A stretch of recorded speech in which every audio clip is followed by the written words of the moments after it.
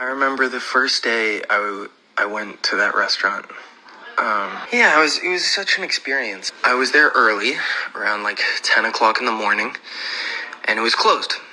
Apparently it didn't open till 11 that day. But I saw this guy sitting at the closest seat at the window. So I saw him and I was like, he's typing away on his computer, working, and he sees me walking away, and then he comes out and he chases me and he says, "Sir, would you like something to eat?" And I say, "Yeah, but you guys are closed, right?" And he says, "Oh, come in.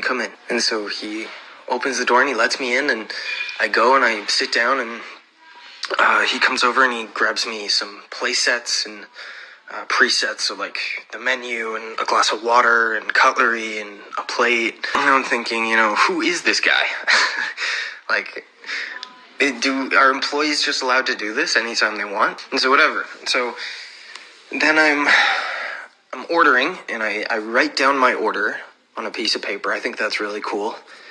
And it feels like such a new experience. And then he goes and he takes my order into the back, and maybe like 8 or 9 minutes later, the food comes out. Like right away.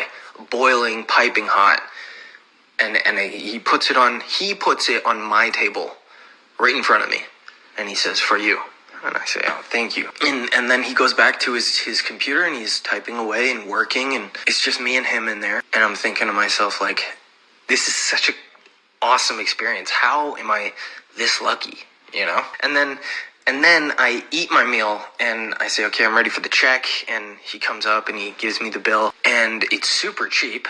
And I'm like, okay, wow, I was expecting it to cost a lot more, especially in today's economy. And then I pay and I leave a tip, and I say, just for next time, I want to ask, who are you?